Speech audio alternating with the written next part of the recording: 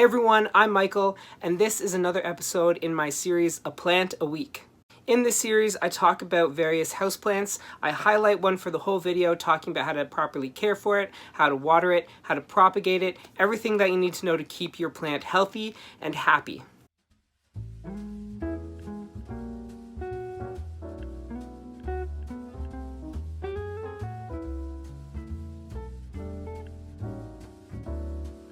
Okay, so it's finally time to talk about one of my favorite plants in my collection, the whale fin.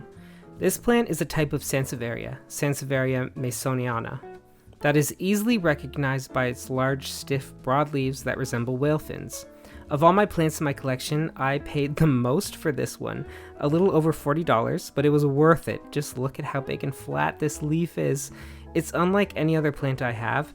I've had this whale fin for a while. It's been about a year and a half since I first got it, and it hasn't grown at all in that time. This is what it looked like when I bought it, and it's sticking to that look.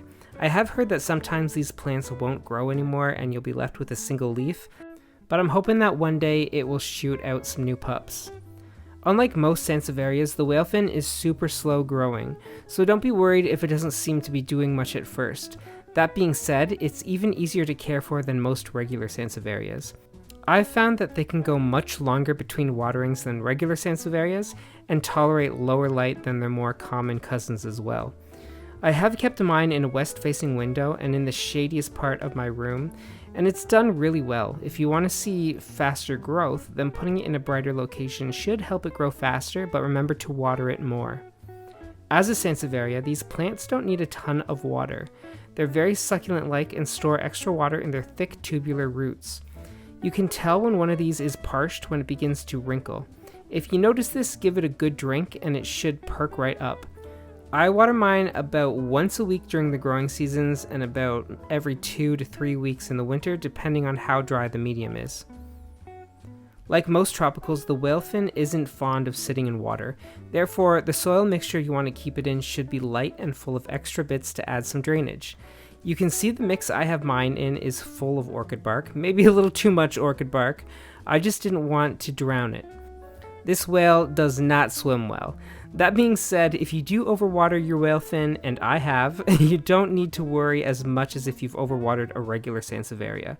While Sansevierias can get root rot pretty easily, the whale fin seems to resist it a lot better than most of my other Sansevierias.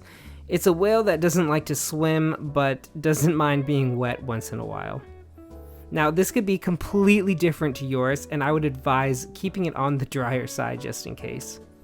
Whale fins propagate the same as other Sansevieria. During the winter, in warmer waters, the male and female whales will begin to court, rubbing flippers and bodies together and vocalizing... Wait a second, I'm reading about humpback whale propagation. There's no humping involved with Sansevierias.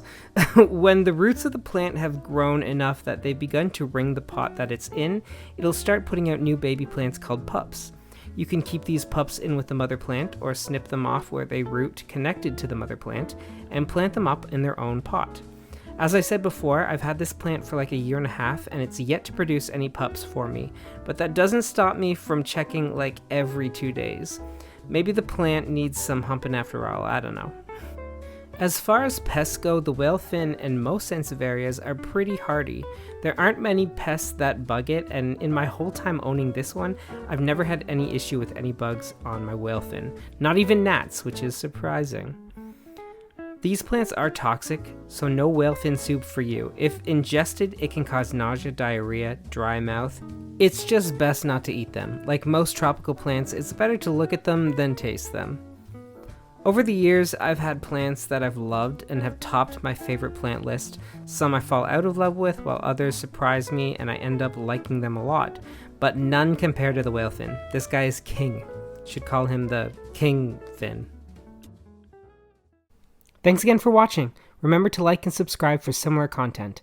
On Mondays, I post videos about houseplants. And on Fridays, I also post videos about houseplants. And reading, writing, photography, art, and any other generic interests of mine. As always, you can find my social media links in the description below. Also, you can find links to H&H Games, the board game company I've helped create, and our debut board game, Season of Heroes. You can also find the Amazon links to my fantasy series, A Chronicle of Crowns. Thanks for watching, bye!